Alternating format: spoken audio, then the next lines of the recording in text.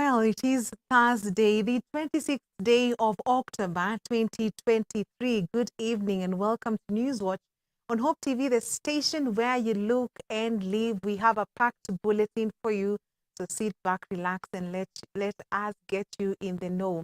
I'm Tess Njenga and our sign language interpreter is Boniface Mureithi. Let's begin.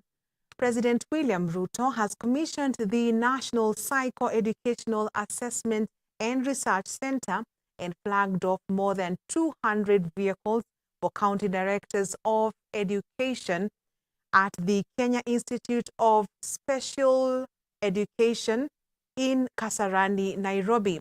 The center is expected to improve education through investments in programs and strategies that deliver optimal inclusivity, bringing on board vulnerable Kenyans and exposing them to equal opportunities. Additionally, this will refine education in a manner that leans on competence, ensuring that no child is left behind through training and knowledge provision. Here is Joy Mochache with that report. How are you, my friend?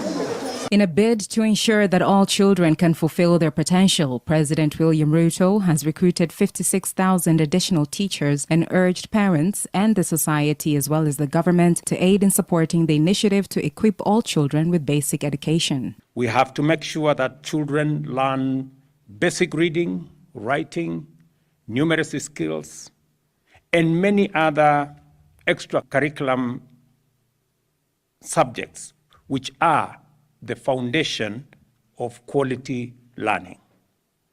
To aid this objective, we have recruited 56,000 additional teachers, the largest number ever, but also teachers on their own are not enough to guarantee quality learning. They need support from the school, from parents, from society, and of course from government. To improve performance in the upcoming national examinations, the head of state flagged off more than 200 vehicles that will be used by county directors of education to invigilate and improve the monitoring of exams. With examinations beginning next week, these vehicles will also improve the monitoring and distribution of examination papers across the country and the examination period tests the entire education system, and is one of the ways to ensure the system holds. What I'm saying here is that the opportunity we have next week is to test what our children have been going through, the learning they've gone through in the last 1 year. Education Cabinet Secretary Ezekiel Mashogu, who was in attendance, spoke on implementing policies to accommodate children with special needs. On his part, Nairobi Governor Johnson Sakaja reported that due to the new school feeding programs, school attendance has increased. This would be a center of creating assistive devices that are so much required in those other facilities, Your Excellency. And we are even coming up with a policy to deal with children with special needs, such that moving forward, we should be able to focus more as a government to these particular children who are having cases of special needs and disability, Your Excellency. Once we've introduced our school feeding program, Your Excellency, in this last one term, where we are already in 45 schools, enrollment has gone up 150%. As it is, we're feeding 88,000 children every day. The rest of the 5 kitchens are done. In January, I am worried. Instead of 250,000 children, Waziri, we are going to have around 350,000. Other leaders in attendance called for a halt to the discrimination against children with special needs, further urging parents and society to treat children with special needs equal to others. To aid this objective, we have recruited... Reporting for Hope TV, I'm Joy Mochache. Thank you, Joy Mochache, for that report. Meanwhile, President William Ruto has met leaders from Garissa, Wajir, and Mandera counties at State House, Nairobi. The president assured them that the government will focus on education and livestock development to improve livelihoods in the region. He said the government will enhance security to allow business to thrive and that the region will not be marginalized. Nawashukuru vilevile kwa sababu baada ya uchaguzi mumeamua tuungane, tushirikiane, ndio tupange mambo ya maendeleo ya taifa letu la Kenya. Kwa sababu sisi wote hapa kuchaguliwa ni kwa sababu wananchi wanahitaji viongozi wa kupanga vile nchi itasonga mbele. And that is the opportunity we all have as leaders. And so I want to ask all of you as leaders from Northern Kenya to work with me and work with this government so that we can deliver on the many issues that the people of Kenya expect us to deliver. To deliver on matters to do with infrastructure, mambo ya barabara tuko nazo, mambo ya maji mmesema, masomo ya watoto wetu, matibabu, ajira, all those things that we have an opportunity as leaders to do. Nimewasikiza kwa makini hasa kwa mambo ya elimu. This KMC, Your Excellency, has got, I think, a debt of about 600 million. They did a presentation to us the other day. Maybe the way we did also, we'll come and present to you, the way we did with the sugar, we also write off that debt and put it part of the privatization so that we get a strategic partner who has a market in the Middle East and who can buy our animals. Laikipia County Commissioner Joseph Kanyiri has called on parents to give practical assignments to their children and manual work that will keep them engaged and free from unnecessary engagements such as drug abuse and alcoholism. Speaking during a tree planting exercise at Lekki Mix Secondary School, the administrator cautioned learners from attending night vigils and discos, which he noted that they could fall into traps of sexual predators and halt their education due to unwanted pregnancies. With the schools closing for the December holidays, parents have been urged to protect learners from engaging in wayward activities. According to Laikipia County Commissioner Joseph Kanyiri, parents should strictly invest in their children's whereabouts and ensure they aren't lured into drugs and substance abuse, among other criminal activities. Ili wakajua watoto wao wanajihusisha na mambo muhimu kwa familia, kwa maisha yao, ili wasije wakapotea kujihusisha na mambo na mihadarati au uraibu wa aina yoyote. Pia siku hizi kuna makundi ya waharifu, makundi ya magaidi na magengi, ili hawa watoto wasije wakajiingiza kwa makundi kama haya, manake likizo itakuwa kubwa. Ni vizuri wazazi wawape kazi na wahusishe katika yale majukumu ya nyumbani. Kanyiri further pointed out that parents play a pivotal role in molding their children to be responsible people in the future. Pengine ujauzito kuna hatari. Pia wale wa darasa la 8 wakaingia katika mitihani ambayo itatatiza kujiunga na kidato cha kwanza. Hivyo basi wazazi wachukue hilo jukumu. Walimu wamefanya jukumu yao, kanisa imefanya jukumu yake, na serikali. Lililobaki wakati wa likizo ni wazazi kuwaelekeza watoto wao ipaswavyo ili wakawa viongozi wa kusaidia nchi yetu siku za usoni. The county commissioner at the same time wished the national examinations candidates success ahead of the exams set to kick off on Monday. Shule zaelekea kufanya mtihani, na hivyo basi wale wanafunzi ambao hawatakuwa wakitainiwa wanaenda nyumbani. Mwanzo ni kuwatakia wale wanafanya mtihani mwaka huu kote katika kaunti yetu matokeo mazuri kwenye mtihani wa mwaka huu. Wale wa kidato cha 4, wale wa darasa la 8 na pia darasa la 6 wale wanafanya KPSEA.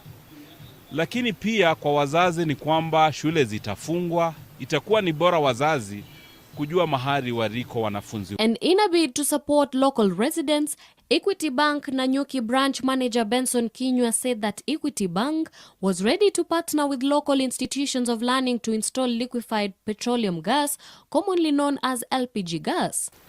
Na sisi tunahimiza hata wale ni wakulima waweze kupatana na sisi Equity tupande miti, na pia badala ya kukata miti mingi kwa kutumia kuni, tunawahimiza kutumia majiko ambayo yana conserve energy. Na pia kwa mashule na hizi institutions zingine, Equity Bank is in a program of partnering with you to install LPG gas which you can use, which is more efficient than firewood and saves our environment. Kwa hivyo kwa pamoja naimiza kila Mkenya kwa saizi ama watu wale wako hii Laikipia, tafadhali hii mvua isikuje na ipite kama hujapanda mti. He also called on residents to use energy conserving jikos aimed at ensuring trees were not destroyed. Christ. May you receive that grace. Reporting for TV Newswatch, I'm Gloria Musimbi. Christ. Thank you, Gloria Musimbi. Staying on education matters, education stakeholders in Embu have expressed their opposition to the push by members of parliament to introduce standard uniforms for all pupils and students across the country. The stakeholders argue that school uniforms are not mere attires that can be changed without giving much thought and consulting affected parties, saying the existing diversity is a symbol of tradition and culture for each particular school. And as Alice Diana now reports, Education Cabinet Secretary Ezekiel Machogu has maintained his stand that students across the country should not wear similar uniforms. Let's listen in. A proposal by members of the National Assembly to have a standardized uniform policy across the country continues to elicit mixed reactions from different stakeholders and parents. The Ministry of Education has failed to implement a policy on the same, despite a motion passed in Parliament early this year. Appearing before the National Assembly Committee on Implementation on Tuesday to respond to claims that his ministry was hesitant to adopt the proposal fronted by the lawmakers, Education Cabinet Secretary Ezekiel Machogu explained that different climate conditions could not allow all pupils and students to wear a standardized uniform, since some regions experience immense cold weather, while some require light clothes due to high temperatures. Machogu instead told the legislators that he had issued a circular to all schools directing that they allow parents to buy uniforms where they could afford. According to education stakeholders in Embu, who have opposed the push for standard uniform, doing away or changing school uniform will end up bringing confusion and indiscipline, as it is usually associated with the culture of specific schools. Because we know very well the uniform is associated with the culture of the school. It is one way of instilling discipline of the learners, and it's also a way of equality. Because when learners wear the uniform, you don't know the rich and the poor in the school. If you come up with the common uniform for the county, again the school will lose their tradition. And again it will be a kind of balkanization. Counties are also known by their tribe. So if you say, like a county number 14 of Embu, we wear a certain uniform, then obviously it will be different from the county of Meru. It will be different from the county of Kitui. So it is a kind of balkanization, which is not good for educational growth. While calling for the status quo to remain, the stakeholders have called on the legislators to reconsider the move and subject the proposals to public participation to get the views of stakeholders. We as a Private School Association Embu chapter, we feel it will be good if the Parliament consider the view of the stakeholders, and the stakeholder being Private School Association. For us, we support students wearing the uniform. We support the strengthening of the culture of uniform. Millbrook International School Principal Tess Njenga noted that it is important to strengthen and maintain the uniqueness of a school through its uniform that has been there since time immemorial. I would recommend that members of parliament need to think through this proposal and know that even the children of Kenya who are in public and private schools, they would want that uniqueness of their school through their uniform. So, it's important for us to retain that. And it can also be a good way of monitoring aspects of discipline, like when learners close schools. Imagine all learners are in a similar uniform and they are in discipline aspects. We have seen all these things in this republic.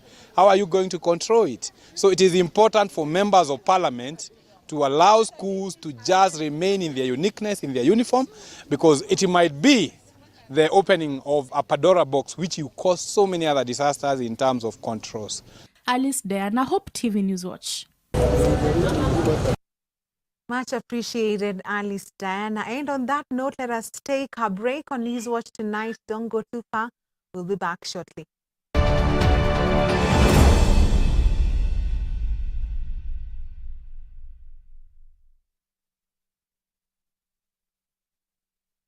Hope TV is where you look and live, with an excellent selection of the best Christian programming consisting of local and international content, inspirational stories, talk shows, Bible commentary, youth, health shows, children entertainment, contemporary gospel gospel music, extended times of worship, live broadcast, news, movies, drama, Christian ministry programs, and Hope TV is another quality service from Christ is the Answer Ministries with over 45% of authentic and credible local content every week.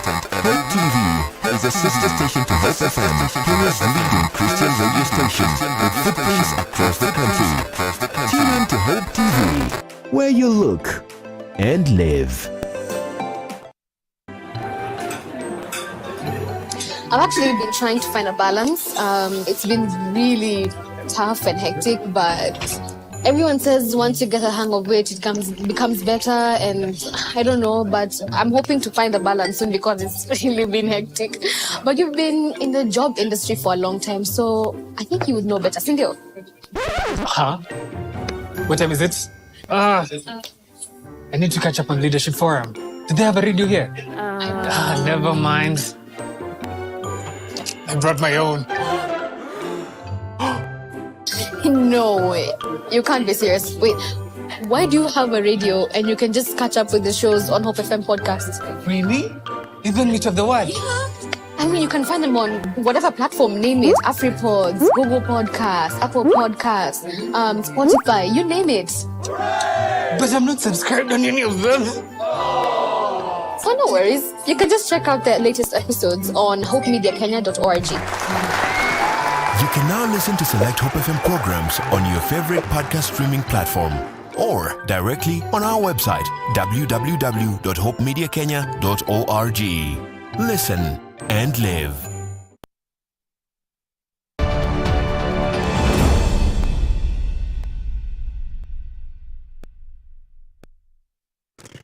Welcome back. Now, 2 people have been shot dead by suspected bandits at Chepiririch area along the Takwel belt by suspected bandits believed to be from Turkana South Sub-County. Confirming the incident, Sangok Sub-Location Area Chief Joseph Korkimul said that a motor vehicle which had the registration number KBQ 0115R Isuzu Water Boza left Romos Gold Mines for Takwel to go and replenish the camp with water.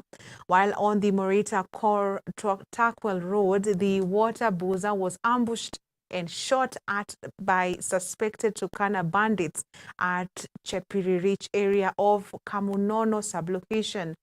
As a result of the shooting, the driver and Collins Ejore died on the spot from multiple gunshot wounds.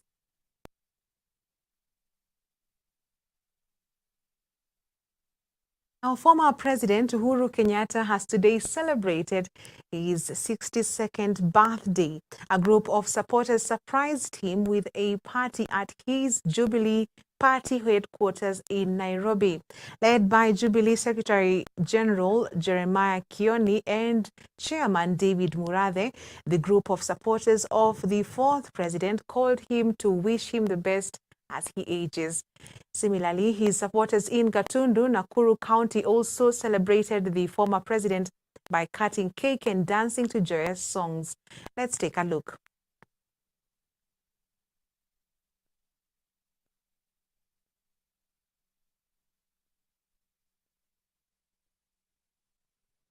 Moving on, over 3,000 people have been evicted in parts of Masai Mau Forest in a fresh eviction that commenced on September 28, 2023, according to Rift Valley Regional Commissioner Dr. Abdi Hassan. Dr. Hassan, who spoke today at the Narok County Commissioner's office, said 400 temporary structures, 1,330 cedar posts and 1,245 timbers and 58 charcoal storage points were also destroyed. However, 20 permanent structures and 2 schools that were built in the forest land have not been destroyed as the government officials consult on how to utilize them. Mpaka sasa zaidi ya watu 3,000 ambao walikuwa wameingia kule ndani kwa hiyo msitu tumeweza kuwaondoa. Na hiyo ni kionjo tu, bado tutaendelea. Walikuwa wamejenga vitu ambayo inakaa kama nyumba lakini si nyumba za kuishi. Inakaribia kama 400. about 400 illegal temporary structures were erected kule ndani, na tumesema hiyo pia iondolewe. Tumeweza kupata cedar post 1330 ambazo tulipozipata tuliweza kuziharibu. Vile vile tumepata mbao ambazo zilikuwa zimechongwa 1245 pia tumeziharibu. Vile vile ile factory ya makaa, iwe ya kienyeji iwe ya kisasa, tumeweza kuharibu ama kupata 58, na hiyo yote inadhibitisha uharibifu mkubwa ulioko katika msitu huo. Kwa hivyo ninataka kwa mara nyingine nitoe notisi kwa wale wote ambao bado wako kwa msitu, waweze kufanya hima, waharakishe na watoke mara moja kutoka kwa msitu. The government is dead serious on this matter. Hatuta discuss, there is no debate, hakuna kuelewana. Wale wote ambao wameingia ndani ya msitu tunawaeleza kwa njia ya taratibu, na ninawasihi, ninawaomba saa hii, tafadhali fanya upesi, funga virago, tafuta the shortest possible route out of the forest. A total of 28 countries have so far confirmed their participation to the inaugural African Cabotage Conference expected to be held in Mombasa in November. The Principal Secretary, State Department of Shipping and Maritime Affairs, Geoffrey Kainuka, said that preparations were in top gear to host the conference that is expected to change the landscape of maritime in Kenya and across the continent.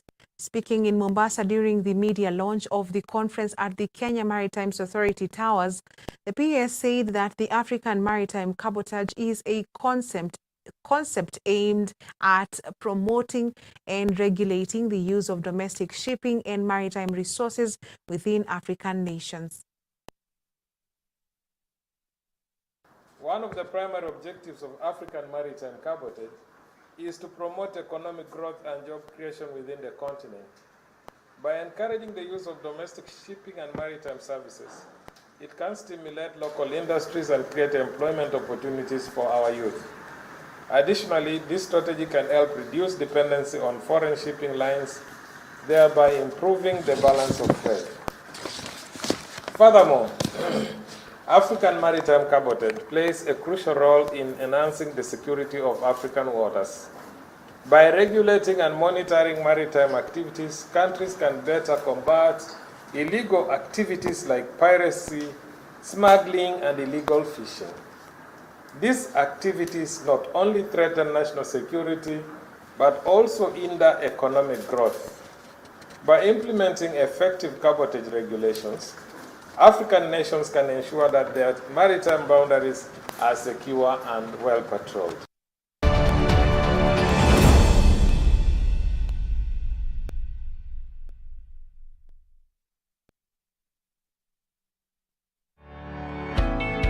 Yesu ndiye njia. Juu ya mwamba huu nitalijenga kanisa langu. Hapa leo hii tuko na msikiti wa Mariamu, msikiti wa Yesu.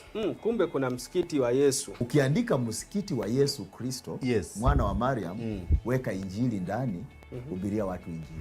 Kitabu ya Yohana inaandikwa 110 AD na Ufunuo Yohana 248 AD. Na Qur'ani. Mimi nakueleza habari ya Yesu kwanza, ufahamu hiyo kwanza. Ungana na walimu wa neno wanapochambua masuala tata katika Biblia, wakiyalinganisha na vitabu vingine vya kidini. Qur'an imekuja mwaka 600 baada ya Injili. Yesu ndiye njia. Biblia inasema pepo la nini? La uaguzi. Pepo la uaguzi maana yake inaweza ikajua wewe nyumbani kwako umetoka saa ngapi. Unajua mapepo yanajua hivi. Kwamba leo ulikula chakula gani. Kama Bwana Yesu alitumwa kwa wana wa Israeli peke yao, wengine wetu ambao tunamwamini, basi sehemu yetu iko wapi? Yesu ndiye njia. Kila Jumamosi saa 2 hadi saa 4 ya usiku kwenye runinga uipendayo ya Hope TV.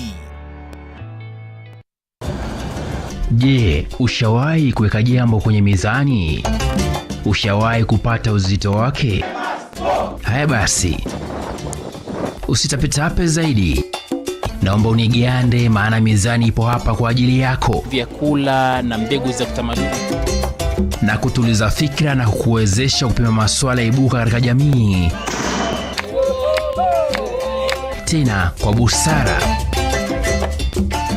Tukutane mizani kila Ijumaa saa 1 machweo kwenye runinga ya Hope TV.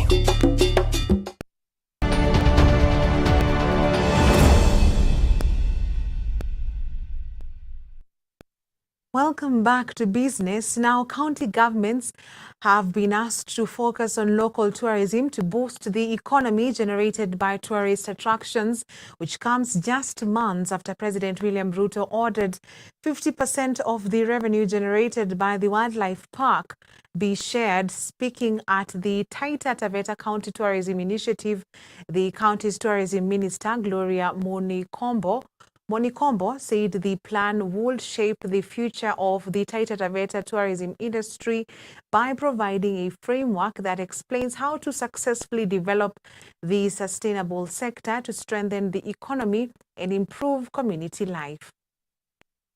Furaha yetu ni kwa sababu sasa tushapata hiyo document na kuna vitengo vingine hapo ndani vina kutusaidia.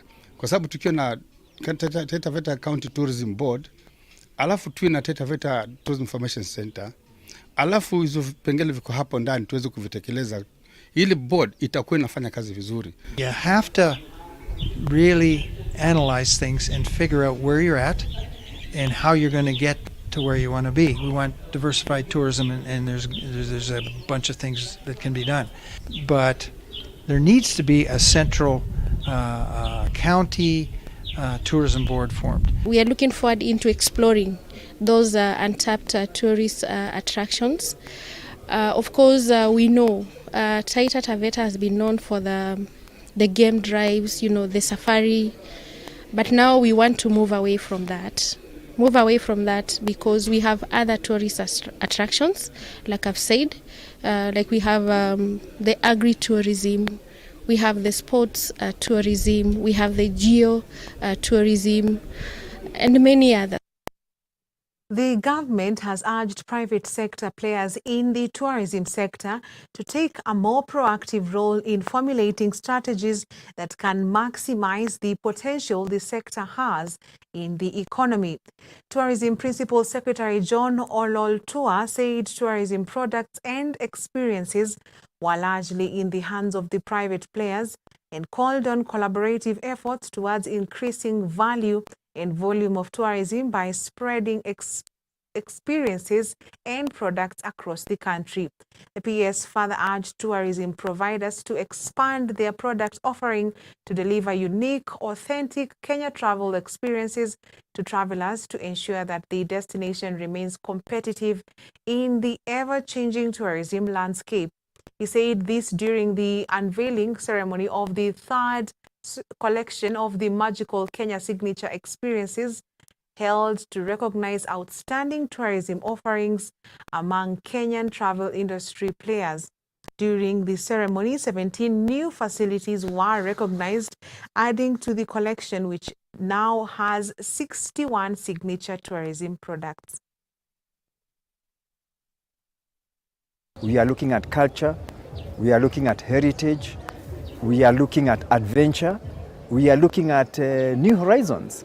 Like horticulture, we are repackaging our tea and coffee so that our visitors can visit our tea farms, our coffee farms, and together then Kenya can become much more than just wildlife and the beaches.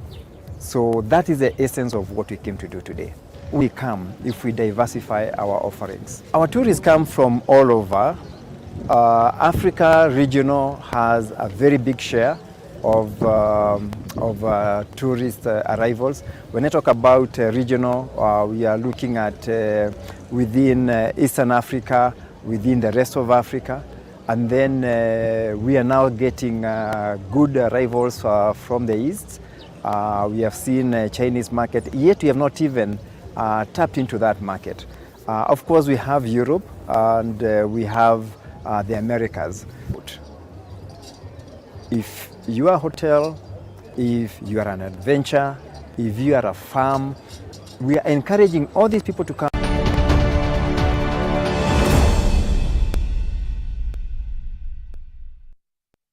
Now in sports, defending champions KCB RFC will be hunting for a record-breaking 10th floodlit rugby title when the team squares it with Nondis in the tournament's final at the Impala grounds this Saturday. The Bankers will, however, miss the services of Thomas James Okidia, Brian Wahinya, Emmanuel Silungi, Wilhit Mususi, and head coach Curtis Olago, who have joined the Kenya Simbas away in Kakamega in preparations for the upcoming Victoria Cup in Uganda. Forward Davis Chenge is also a doubt for the weekend's fixture after sustaining a hamstring injury in the semi-final contest against Menengai Oilers last weekend. Well, it's a rugby match at night, so we expect a very harsh conditions and a very tough match, but we are prepared. We are going for the win. I know actually the way we train is if one person gets out, the next person comes in, and there's nothing changes actually. So the momentum still remains. We push on, we push forward, we go hard, we go home. The boys are very energetic. They're very psyched up. They want to play these floodlights because now it's if we take this one, it's the 10th and fifth in a row. Yeah, so we are very much psyched up. We want to take it for our own sake. Our KCB fans, we love them. We appreciate them for the support, endless support. We'll make sure that we give them a very good show, entertainment, and we do our best to win the game.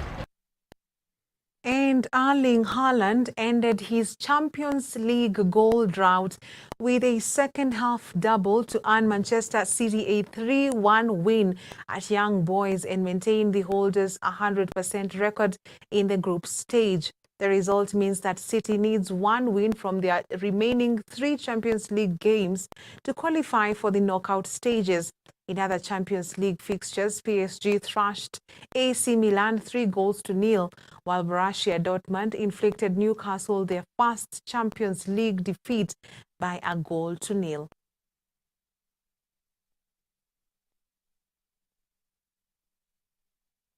And with that, we have come to the end of Newswatch this evening. Thank you for watching. On behalf of the whole team, we appreciate you. I'm Tess Njenga, and our sign language interpreter is Boniface Mureithi. Till next time, have a good night.